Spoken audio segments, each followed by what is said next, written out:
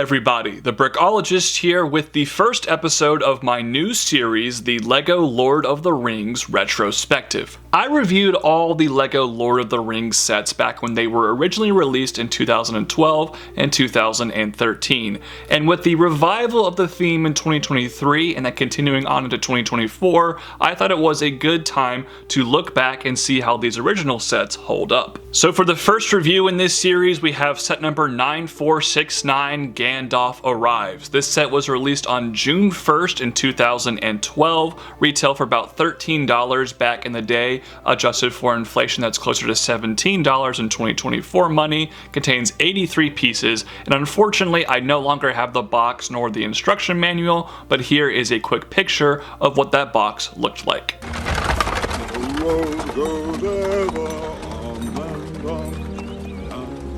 While a lot of the sets you'll see in this Lord of the Rings retrospective have a number of builds, this set is more akin to a LEGO Star Wars set because there's one vehicle build and two minifigures. Let's look at those figures here first. Our first minifigure here is Frodo Baggins. Now unfortunately for the value of this particular figure, he also came in a small polybag set, which makes him one of the least valuable Lord of the Rings figures on the market. However, that has nothing to do with the quality of the figure, and I think this figure looks absolutely fantastic and is extremely accurate to the film. I love the look of the shirt with the overalls, the face print is great, and that hairpiece was molded specifically for the hobbits from Lord of the Rings back in 2012, and it looks pitch perfect. From the back, Frodo also has a double-sided face and some back printing, just all around a great looking Frodo figure. Figure number 2 is Gandalf the Grey, and because this figure was featured a lot in the Hobbit sets and also one of the leads of LEGO Dimensions, he is easily the easiest LEGO Lord of the Rings figure to find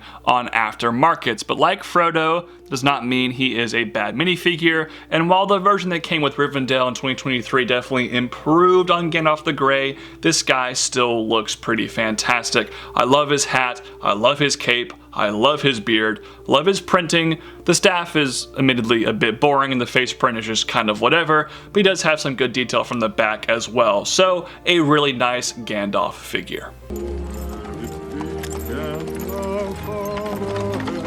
Now we can focus on Gandalf's cart, or buggy, or horse-drawn carriage. There are a number of names for this sort of contraption, but it's always being drawn by an awesome LEGO horse piece. Now, these horse pieces were significant in 2012 because LEGO remolded them. They changed the classic LEGO horse piece into this more modern design that can rear up its hind legs, and it's a really fantastic mold that they're still using today. The cart itself is a fairly simple design, but it uses a very nice large wheel piece and some pretty interesting snot techniques to create the shape. You can see it more clearly from the back. It's actually shaped up pretty well. However, it's a little bit too skinny if you ask me when compared to the source material. This is made very evident by the fact that only Gandalf can really fit at the front of this vehicle, and it's very hard to recreate the scene where Frodo jumps onto the buggy and hugs his old friend.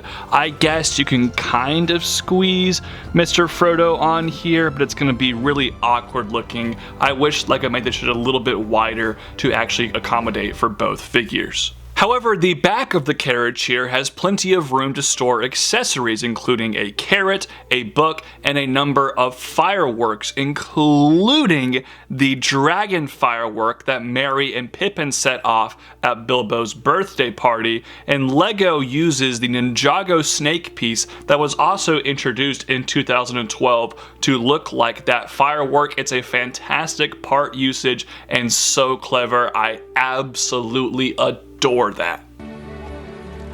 So how is the old rascal? I hear it's going to be a party of special magnificence.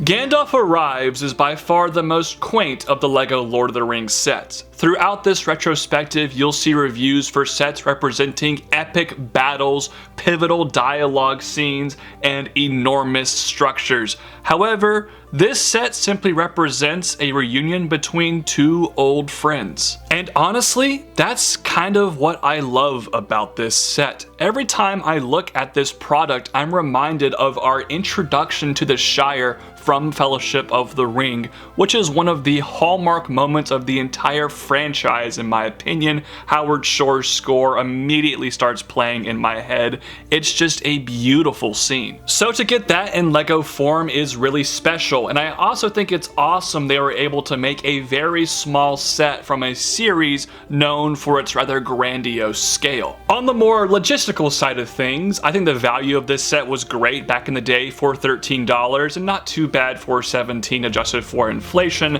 Now if you want to buy this set now, sealed, it's gonna be about $80 to $85. I don't recommend doing that. Definitely go for used, closer to $40 to $50, but still very expensive. And if you really just want the figures, they're honestly not that much money, so buy them individually. At the end of the day, Gandalf's arrival to the Shire is a great introduction to Middle-earth in the films, and this set serves as a great introduction to Middle-earth in LEGO form. If the carriage are just a bit wider, I would give this set an extremely high rating, but as it stands, it's still gonna get an 8 out of 10. Those are just my thoughts though. I'd love to hear your thoughts in the comment section down below. Thank you all so much for joining me today on the first episode of the LEGO Lord of the Rings retrospective. Look forward to more episodes from this series in the very near future. Thank you all so much for watching. While you're at it, please subscribe to this channel, hit that bell for new video notifications, and consider becoming a member of this channel. Also leave a comment and a big like. Everything really helps out my account.